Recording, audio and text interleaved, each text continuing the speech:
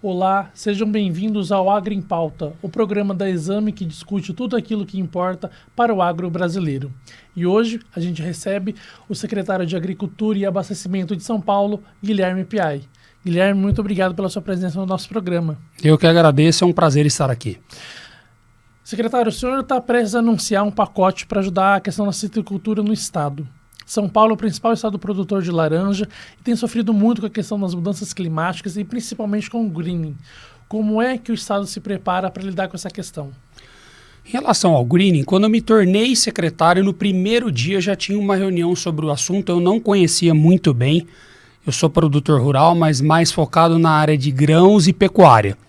E aí quando eu entendi a complexidade e o tamanho do problema do greening, porque a Flórida perdeu essa guerra. Investiram 2 bilhões de dólares, a Flórida produzia 200 milhões de caixa por ano, hoje não produz 15. A gente ficou...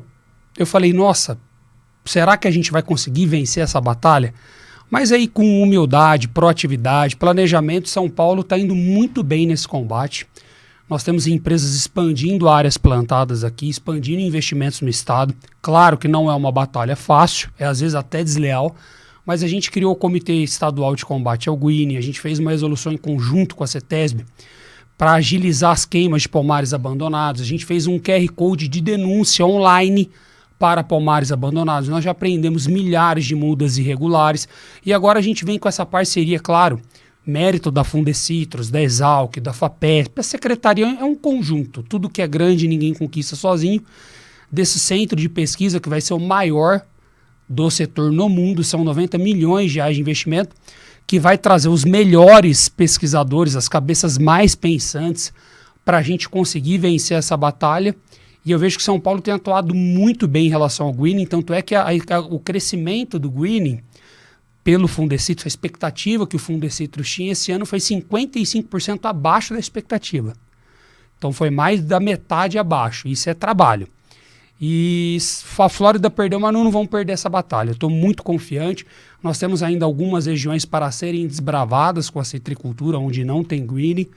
Eu acho que em breve já tem algumas fórmulas envolvidas pelo IAC para serem validadas no mapa, onde isso vai dar uma durabilidade e uma vida útil muito maior para a planta. Então a gente está conseguindo atuar com planejamento, com profissionalismo, com eficácia, e agora esse centro de pesquisa tem tudo para dar boas notícias para nós. É engraçado que o senhor está falando, a Bahia anunciou recentemente também que pretende ter ali um centro de pesquisa e inovação tecnológica justamente voltado para a fruticultura no estado. Esse cluster que vai ser que está prestes a ser lançado vai nessa linha mais ou menos.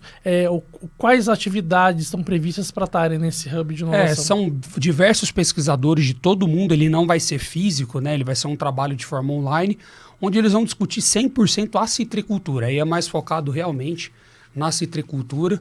E claro, o nosso maior desafio hoje é o greening, e a gente espera que em breve traga bons resultados. Em relação às mudanças climáticas, São Paulo dá exemplo para o Brasil e para o mundo em relação a isso. Nós estamos trabalhando aqui muito forte com o seguro rural. Foi o único estado do Brasil que fez essa subvenção estadual, foram 100 milhões de reais, depois nós aportamos mais 10. Então são 110 milhões no total. E o governo federal deixa a desejar no quesito seguro rural. Está na LOA há vários anos, 1 bilhão e 50, não conseguem executar, contingenciam um recurso. É o calcanhar de Aquiles hoje do agro brasileiro. O Brasil não faz 2% de seguro rural.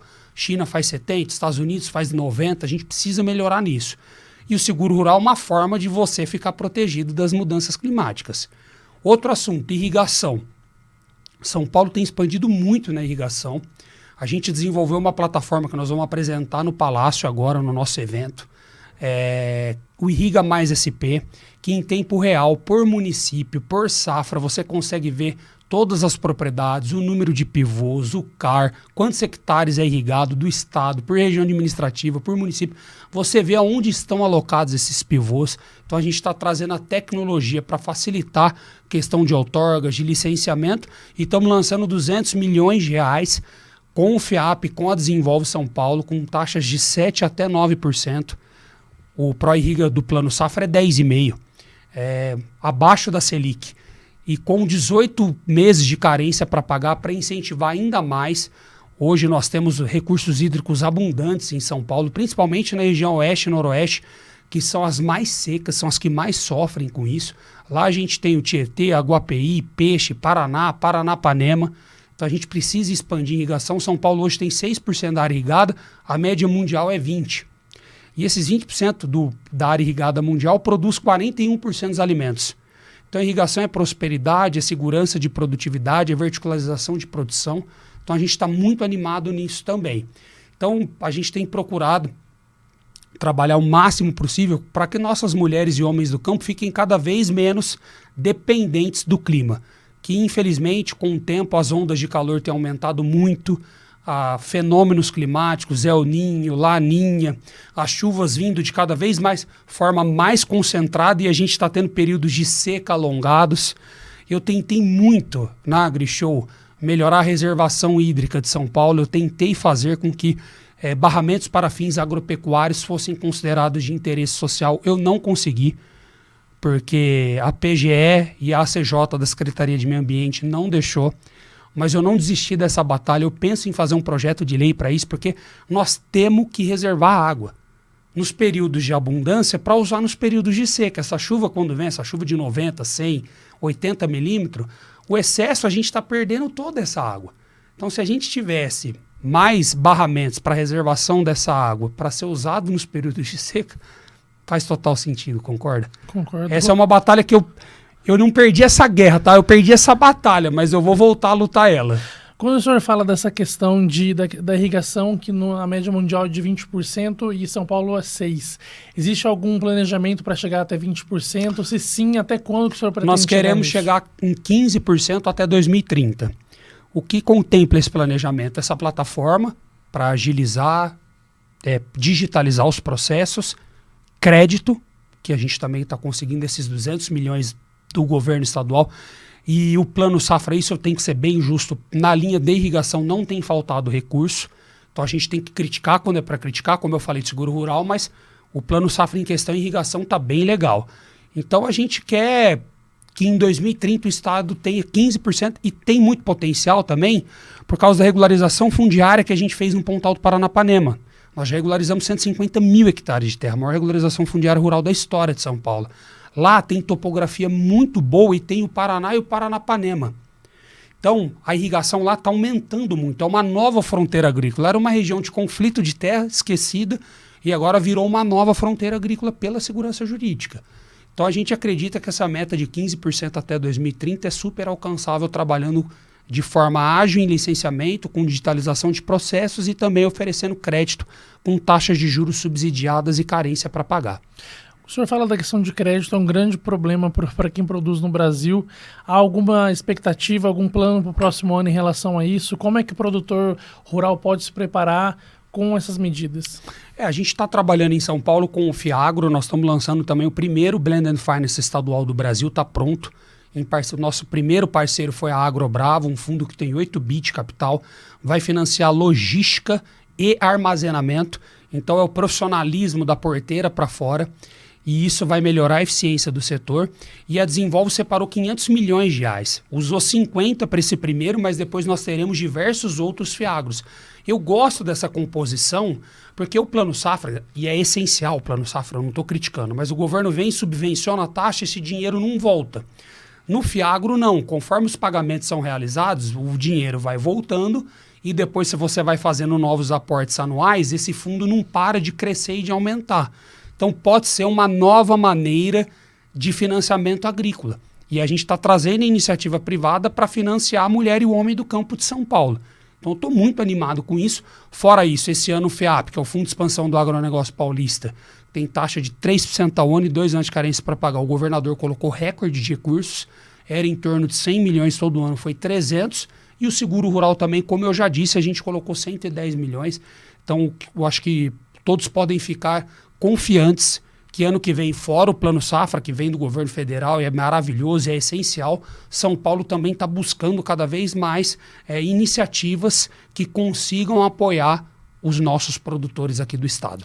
Conta pra gente como é que vai funcionar essa questão do Fiagro. É uma novidade, acho que muita gente... É uma questão que que o senhor pode abordar mais? Posso, está pronto, já vai começar a operacionalização, o empréstimo, a taxa vai ficar em torno de 7% a 9%. É um FIAGRO que ele vem para financiar essa logística de operação do agronegócio. Esse primeiro foi mais voltado para a logística do agro e para armazenamento. E aí tem outros fundos que participaram do chamamento da Desenvolve, que aí vão conseguir financiar outras operações. Uns podem financiar custeio, outros podem financiar irrigação, agricultura de precisão. E nós temos fundos gigantescos e de extrema credibilidade participando desse chamamento.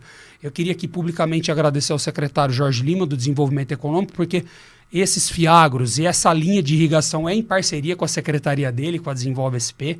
Então ele entendeu a importância do agro de São Paulo, tem nos ajudado muito, junto com o Ricardo Brito, que é o presidente da Desenvolve São Paulo. Então eu acho que a gente está muito animado por ter sido pioneiro.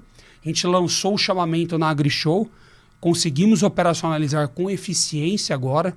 Foi um trabalho muito fantástico e técnico da Desenvolve para ter a proposta correta, para a gente conseguir realmente amarrar o risco de perca do recurso público. A iniciativa privada fica com a primeira inadimplência, porque é melhor a gente demorar um pouco mais e planejar direito para lançar do que lançar de qualquer jeito e depois o fundo não virar e se tornar um fiasco, concorda? Então esse primeiro está muito bem estruturado, para de pé, faz todo sentido, juros é acessível, a operadora, o fundo parceiro tem extrema credibilidade e know-how. Então eu estou muito feliz com o resultado dessa parceria que a gente tem feito com a Secretaria de Desenvolvimento Econômico. Para além dessa questão do financiamento, a gente também tem um ponto aqui que pegou muito para quem produz em São Paulo esse ano, que foi a queimada e as secas. A gente sabe que o setor de cana-de-açúcar foi um dos mais afetados aqui no estado, e aí nesse primeiro momento a discussão ela se deu principalmente na questão de crédito e em seguida do seguro rural. Mas também eu acho que a gente precisa focar na questão de mitigar esses impactos. Existe algum planejamento da Secretaria para tentar conter essa questão das queimadas e até mesmo da própria seca? Com certeza. Em relação à seca, a gente já está trabalhando com irrigação, com seguro rural e pesquisa para desenvolver cada vez mais sementes e mudas resistentes à seca, que eu acho que esse é o caminho. Pesquisa, irrigação e seguro rural. São os 3 pilares para a gente fugir das secas. Em relação às queimadas, São Paulo foi profissional, foi eficaz, a gente não ficou com narrativas. O governador foi ágil, criou o gabinete de crise, a gente fez parceria com toda iniciativa privada. Esse fenômeno acontece todo ano, mas esse ano foi fora do normal, a proporção que ele tomou foi inesperado. A gente fica até assustado como, de forma simultânea, vários locais começaram a pegar fogo. A gente pensa talvez até em uma ação coordenada. Várias pessoas foram presas, mas eu não tenho capacidade técnica para falar a motivação por trás disso. Isso é a Secretaria de Segurança Pública. Nós, pela Secretaria de Agricultura, criamos um WhatsApp para se relacionar com o produtor, a gente deu suporte para todos.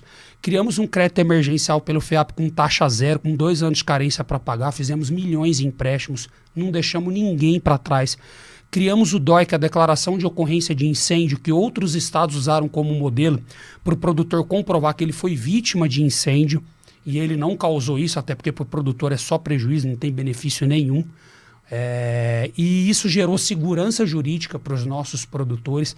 Fizemos um trabalho em conjunto com o Ministério Público, em conjunto com a Secretaria de Meio Ambiente, em conjunto com a Polícia Ambiental, para que esses produtores não fossem penalizados. E para o ano que vem nós já fizemos reuniões, eu, a Natália Rezende, o secretário Derrite, a Casa Civil, a Única, a Orplana, ao CESP, porque nós vamos trabalhar de forma preventiva.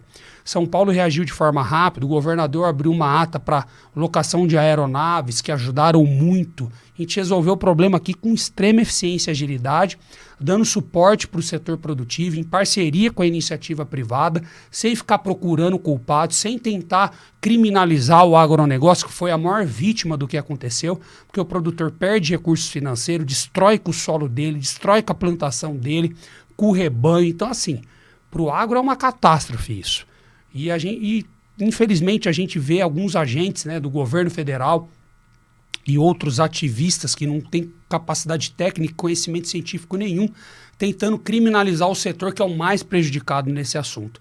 E aqui em São Paulo foi totalmente diferente. Eu acho que a atuação do governador e de todos os secretários foram extremamente eficiente. Aproveitando esse gancho que o senhor falou que um dos grandes pilares da sua gestão é focado na questão da pesquisa, a gente não tem como não falar da venda da Fazenda Santa Elisa. Em que pé está esse processo e o que o senhor pode adiantar para a gente?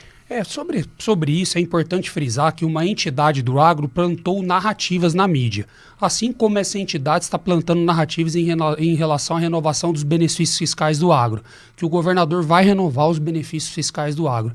Então, uma entidade que, infelizmente, está trabalhando contra o agro de São Paulo, porque nós não vamos vender a Santa Elisa.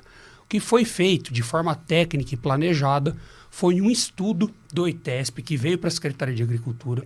O Estado, a Secretaria de Agricultura hoje tem mais de 20 mil hectares de terra, não tinha georreferenciamento, não tinha CAR, eu cobrava isso do produtor, eu não tinha isso do meu próprio patrimônio.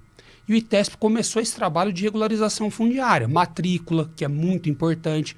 E a gente viu que desses 20 mil hectares de terra, em quantos deles realmente tinha pesquisa. E eu te garanto, o número é baixo. Eu convido qualquer um a visitar as fazendas da Secretaria de Agricultura. O Estado não tem que ser arrendatário de terra. Não é a nossa função. E a Secretaria adquiriu esse patrimônio ao longo de 100 anos. E não adquiriu porque quis. A maioria recebeu como forma de pagamento. Principalmente em 1929, com a quebra da Bolsa, pegou de muitos devedores do Estado fazendas como forma de pagamento. Nunca teve um planejamento pensado a longo prazo do que seria feito com esse patrimônio de forma ordenada. E hoje, com a iniciativa privada investindo pesado em pesquisa, John Deere anunciou agora 200 milhões de reais num centro de inovação em pesquisa aqui em São Paulo para agricultura tropical, fica difícil você concorrer com a iniciativa privada. Eles têm muito mais liberdade, proatividade. Então, acho que as pessoas têm que se desapegar de patrimônio ocioso que não é de ninguém.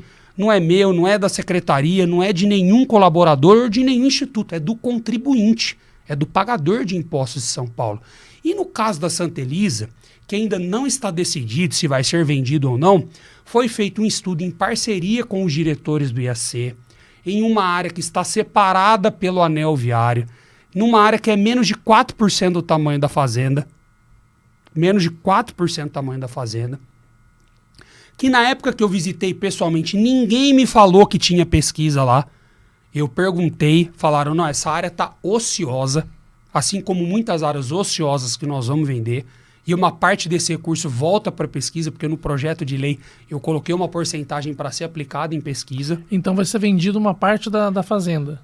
Não está decidido, nós estamos fazendo estudo. Tá. Na época não tinha pesquisa nessa área, menos de 4%. Tá? A fazenda tem mais 700 hectares, é menos de 30 essa área. E ela está separada pelo anel viário. Caso realmente não tenha pesquisa lá, nós vamos vender.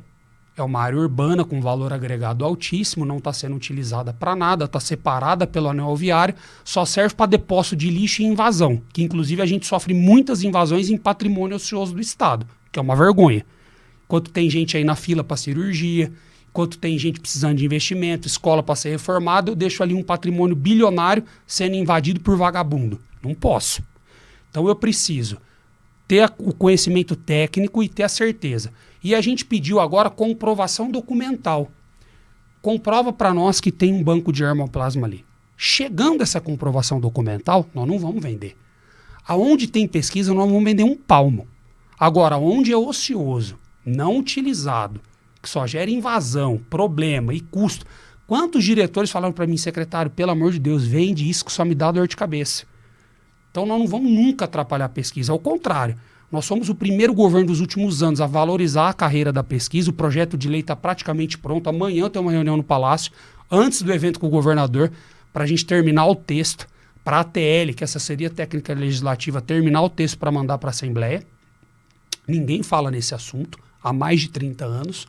O governador teve a coragem de assumir esse compromisso publicamente e todo esse patrimônio ocioso, uma parte vai voltar para a pesquisa. Então a pesquisa é importantíssima, trouxe a gente até aqui. Esses números do agro hoje só são possíveis pelos nossos pesquisadores. Nós vamos valorizar as carreiras, nós vamos pegar uma parte do recurso desse patrimônio ocioso e aplicar ainda mais em pesquisa. E na APTO, que é a agência de pesquisa do Estado de São Paulo, tem institutos centenários de extrema credibilidade. Hoje, por exemplo, o Instituto Biológico capta 70% do orçamento dele da iniciativa privada. A Embrapa capta 10%. Então, o IAC tem 140 anos aproximadamente, foi fundado pelo nosso imperador. Então, ninguém está aqui para prejudicar de forma alguma a pesquisa. Mas as pessoas têm que se desapegar de patrimônio ocioso que não é deles, é do contribuinte do Estado de São Paulo. Quando o senhor fala dessa questão de custo, que é para otimizar custo, tem um levantamento, já a Secretaria já tem um levantamento de quanto que essas áreas que estão sendo estudadas para serem vendidas causa para o erário público, ou isso ainda está sendo Se você olhar avaliado? O custo de oportunidade, pelo que elas valem, pelo valor agregado dessas áreas, se você somar, são bilhões de reais. Remunera esse capital. Remunera 1, 2 bi a 1% ao mês. Valor astronômico. Então, eu acho que assim, vamos manter onde tem pesquisa, vamos investir mais onde tem pesquisa, vamos vender o que está ocioso, parado, gerando custo e sendo invadido, vamos reverter parte desse recurso para mais pesquisa, vamos valorizar os nossos pesquisadores e vamos se desapegar de patrimônio ocioso. Em que pé está esse processo, então? Só está na fase ainda de avaliação e de estudo? Em fase de avaliação. Gente, ninguém vai sair vendendo trem correndo na correria, não. A gente faz as coisas de forma planejada e organizada. Está em fase de avaliação e a gente está esperando agora a comprovação documental que se realmente existe um banco de germoplasma lá que nós já pedimos há muito tempo e até hoje não chegou. O senhor foi um dos grandes articuladores da campanha do Tarcísio durante as eleições passadas, principalmente no interior de São Paulo, e é um público que o senhor sinaliza bastante, sempre está em contato, conversa bastante. E aí eu pergunto para o senhor o seguinte, essa movimentação tem pretensão política?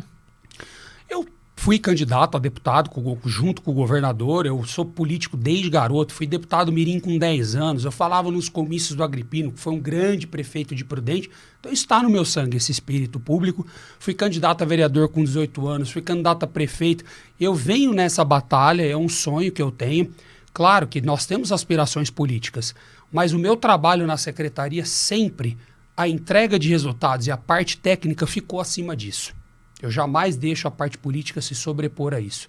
Então fiz uma coordenação de campanha para o Tarcísio no Oeste Paulista, a gente foi muito bem sucedido. Depois disso ele me chamou para o ITESP, que é o Instituto de Testes do Estado de São Paulo, porque eu sou do Pontal e eu sei o que a insegurança jurídica prejudicou aquela região. E lá a gente fez esse trabalho da maior regularização fundiária rural da história de São Paulo. Estamos titulando já 50% dos assentados do estado, até o final do mandato vamos titular 100%. Estamos regularizando o médio, o grande, dentro do limite constitucional de 2.500 hectares, respeitando todos os padrões. E aí, pelo trabalho bem desenvolvido no ITESP, ele me convidou para ser secretário de Agricultura. Estamos fazendo muitas entregas, né? Eu assumi com 27 mil CARs validados, nós estamos passando 100 mil. Se você somar o Brasil todo hoje, não dá São Paulo. E eu achei uma maneira, em parceria com a iniciativa privada, com o CREA, com o sistema, com inteligência artificial, com análise dinamizada, até o final do mandato do governador, nós vamos validar 100% dos CARs de São Paulo. Vai ser o primeiro estado do Brasil a implementar o Código Florestal Brasileiro. Então é a maior regularização ambiental da história do estado, a maior regularização fundiária rural da história do estado. É a primeira vez que vai ser valorizada as carreiras da secretaria. Nós estamos avançando muito em irrigação. Lançamos o primeiro programa de rastreabilidade voluntária do Brasil. Lançamos o primeiro programa de bem-estar que retirou a marca ferro-quente do rosto dos bezerros para a vacinação da brucelose. Então, nós estamos conseguindo, reativamos a FEICORT, a maior feira de pecuária da América Latina. Foi um sucesso absoluto em Presidente Prudente. Para o ano que vem já tem fila de patrocinadores. Então, a gente tem conseguido, com o nosso time da secretaria, com a iniciativa privada e com o aval do governador, realmente deixar legados. O senhor falou que tem pretensões políticas, mas não falou quais pretensões políticas o senhor tem. Para 26, a gente já tem que tratar porque 26 está logo ali. Está chegando. E 26. As campanhas não têm tido intervalo, né? Está terminando uma encavalando a outra, eu nunca vi isso. A gente não tem intervalo em campanha, então basicamente 26 já está ali. Está ali. Então, reforço a minha pergunta para o senhor. Se tem pretensões políticas, igual o senhor falou, em que seriam essas pretensões? Hoje o meu planejamento, e isso já é abertamente conversado com o governador, novamente eu fui já candidato a deputado federal, tive quase 65 mil votos, foi uma votação muito expressiva, fiquei de suplente em outros partidos, eu teria me tornado deputado, voltar para esse planejamento, honrar esses quase 70 mil votos que eu tive, e voto não é mercadoria, são pessoas que confiam na gente, né, que entregam o voto para a gente no dia da eleição, e agora a gente tem, pelo serviço prestado, pela visibilidade, pelo trabalho, pela entrega, pelo apoio do governador. Acho que tem tudo para esse planejamento ser bem sucedido com a bênção de Deus e com o apoio do povo do estado de São Paulo. Ok, muito obrigado, secretário. Muito obrigado por ter participado do Agro em Pauta e eu espero que o senhor venha outras vezes aqui conversar com a gente. Não, tamo junto. Foi um prazer estar aqui com vocês. Esse foi o Agro em Pauta. Obrigado por você ter assistido o nosso programa. Para saber mais sobre o agro e notícias do Brasil e do mundo, entre na exame.com. Obrigado e até a próxima.